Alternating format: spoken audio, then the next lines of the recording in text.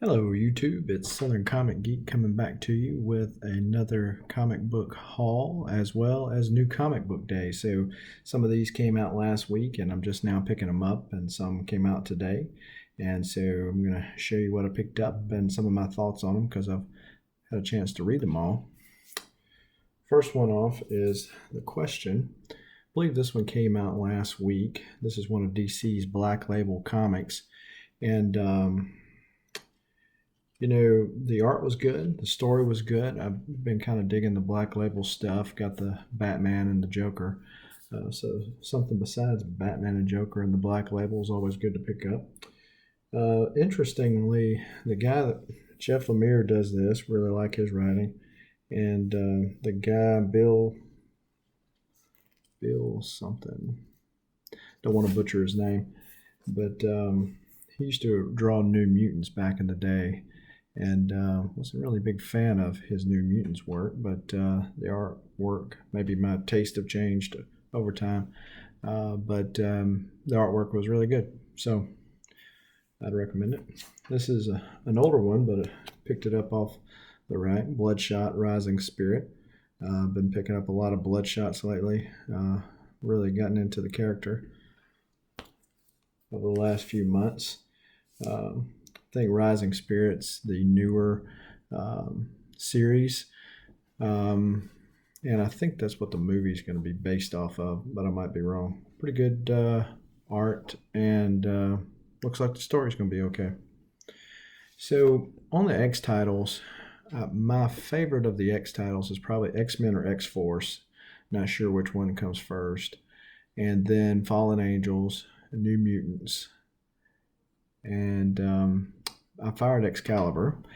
Decided there was other books to pick up. Really, the first issue left me behind. I know some people dug it, and to each their own, as always. Marauders was another one that I heard a lot of good reviews on, but me personally, I really didn't like it. So today, when I was in the comic shop, Marauders 3 came out, and I seen the variant cover. Really like that variant cover, so I said, I'll pick it up and give it a try. And if I give it a try, obviously I need to go back and pick up issue 2 to catch up with where we're at. So basically, Kitty Pryde can't go through the portals like the other mutants to Krakoa, which, as it turns out, might be a good thing in the end. But we'll see how where Hickman takes that. But story was okay, art was okay. I'm not sure what I think about Kitty Pryde being anything but, a Miss Schoolgirl type, which is what she was always written to be. This bad to the bone brawler type. I just don't see the Kitty Pryde that way. But again, just my personal opinion. My shop finally got the correct version of Gideon Falls in. This is Gideon Falls 18. Gideon Falls is kind of a new thing to me. Somebody had recommended it, and I picked up the first couple of trades of it and liked it, so started picking up the single issues. It's kind of a horror flick, and so kind of different from the superhero stuff that I normally read.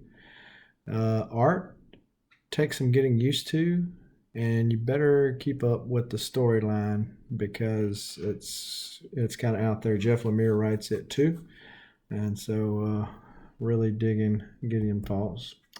Amazing Spider-Man number 35 was another pickup. Came out today. So Spidey, this is all tied in with the 2099 stuff that's going on. Spidey's trying to convince his sister, spoiler alert, but Spidey's trying to convince his sister not to kill the chameleon. And, I'm kind of waiting to see how this 2099 stuff plays out. But I hadn't been a real big fan of the storyline in Amazing Spider-Man for the last little bit. So picked up the variant cover, really cool looking cover of Batman 84. And the cover is about the coolest thing in this book. So after the last couple of issues, I said, "Oh, this has got to be it. This has got to be the one where Batman and his dad face off. They have the knockdown, drag-out fight. Batman comes out on top, and everything goes back to being the way it used to be." No, they decided to drag it out another issue. So, way to go, DC. You convinced me to pick up another issue. A lot of people dog on Tom King, but I think his writing, it's a little substantive, more than what I would say a lot of writers these days are. There's a lot of comics that you buy that are simply, one text bubble per panel, and he's a little more than that, so that might be why some people don't really like him. Again, to each their own. X-Men number 3 came out today. I got the Alex Ross variant, so I always like a Alex Ross cover when I can get it.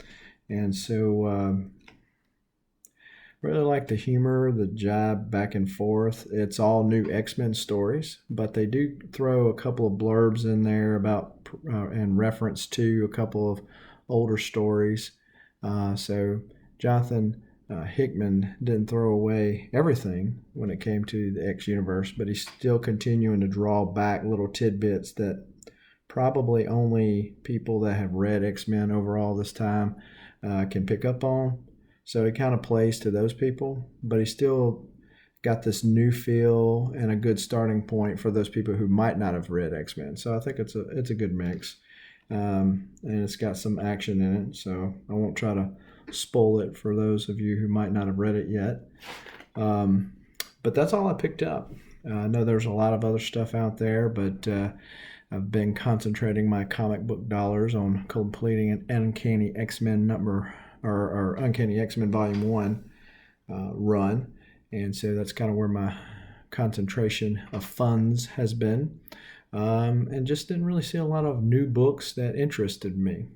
So, however, I am interested in what you picked up. So feel free to comment below, like this video, and subscribe to the channel.